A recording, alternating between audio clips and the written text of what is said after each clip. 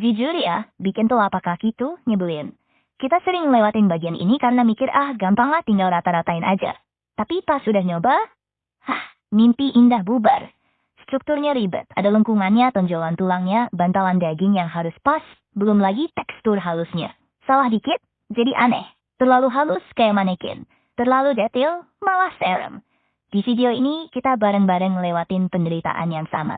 Jadi kalau kamu juga greget sendiri pas ngebentuk bagian ini, tenang, aku juga. Yuk mulai sebelum nyerah di tengah jalan. Oke, jadi pertama-tama aku mulai pakai grease pencil buat gambar siluet telapak kaki. Kenapa nggak langsung pakai plain atau sphere?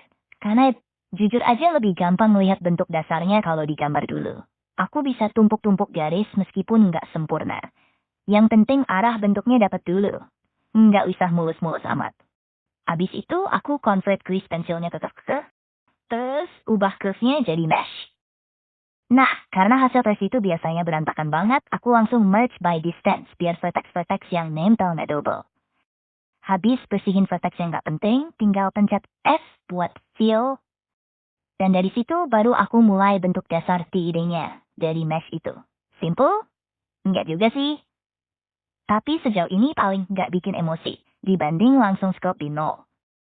Setelah bentuk dasarnya jadi, aku langsung masuk ke sculpt mode. Di sini aku pencet Shift R buat atur ukuran voxel remesh-nya. Soalnya kalau terlalu gede nanti detailnya belepotan, terlalu kecil malah bikin mesh berat. Jadi atur secukupnya aja, yang penting enak dipakai sculpt. Abis itu tinggal Ctrl R buat remesh, dan hasilnya, ya lumayan lah. Aku biasanya langsung smooth pelan-pelan di bagian yang masih tajam atau bentuknya aneh. Jangan buru-buru, ini bagian yang ngeselin kalau dilewat. Kalau udah halus dan rapi, mesh-nya udah siap buat sculpting yang serius. Aku pakai inflate brush. Ya, yang biasanya jarang banget dipakai orang sculpt. Tapi justru karena itu, aku ngerasa dia cocok banget buat bagian-bagian tonjolan halus yang nggak terlalu ekstrim. Aku pakai buat ngebentuk calon bujari. Terus bagian bawah yang tonjolannya kayak medial planar sama tibial.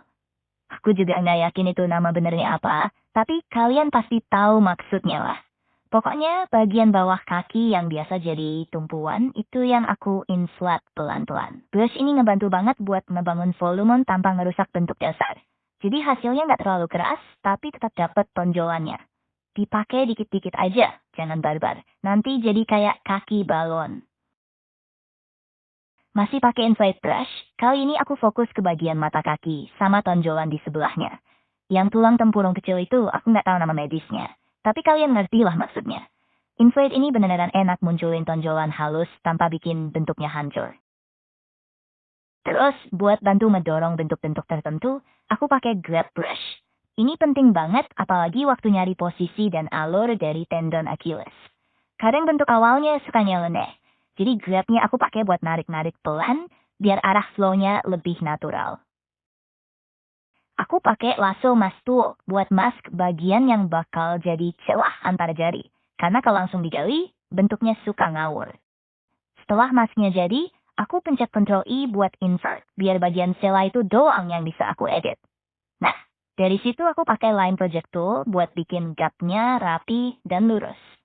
Tool ini cocok banget buat potong bagian yang sempit tapi butuh precision. Emang sih kelihatannya simple, tapi kalau salah potong bisa jadi kayak kaki alien, jadi hati-hati. Karena line project tool tadi ngerusak topologi, ya itu emang efek sampingnya. Sekarang aku mulai aktifin gin topo. Ini penting banget buat ngisi ulang vertex di bagian yang kegores atau bolong setelah dipotong tadi. Dan topo ini bantu mesh-nya pas lagi. Jadi kita bisa mulai sculpt dengan lebih bebas, tanpa harus mikir edge flow yang rusak. Aku biasanya langsung ngeratain area yang udah kena line project, terus pelan-pelan tambahin detail di sela jari, biar tetap kelihatan organik.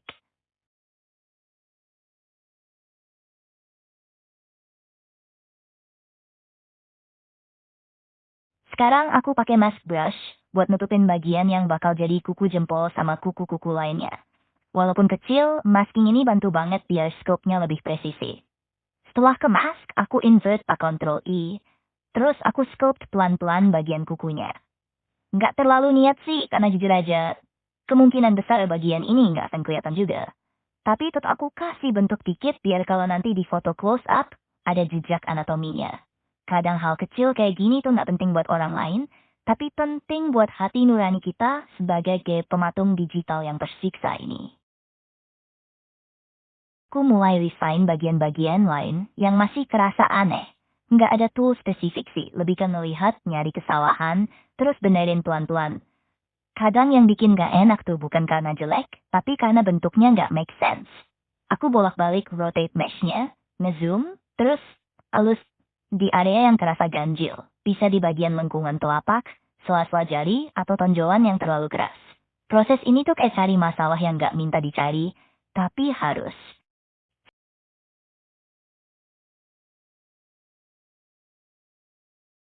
Setelah semua refinement selesai, aku remesh-meshnya lagi. Tujuannya biar geometrinya lebih ringan dan clean. Apalagi setelah sculpting yang lumayan brutal tadi.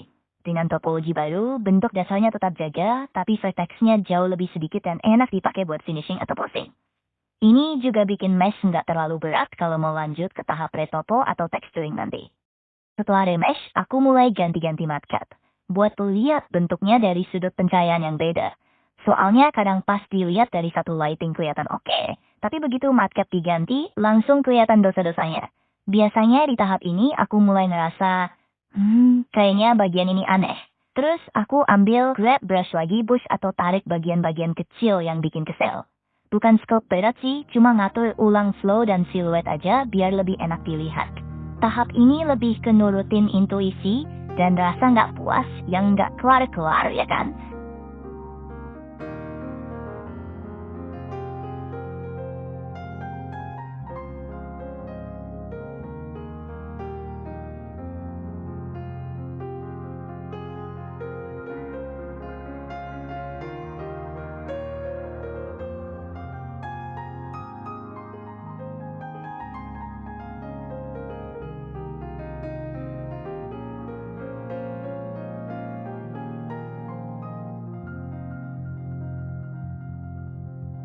Ah, akhirnya selesai juga.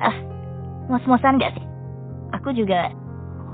Dan ya, segitu dulu aja proses sculpting telapak kaki tersayang ini. Udah cukup penuh drama dan penderitaan. Jadi kalau kalian udah sampai tahap ini, selamat, kalian kuat.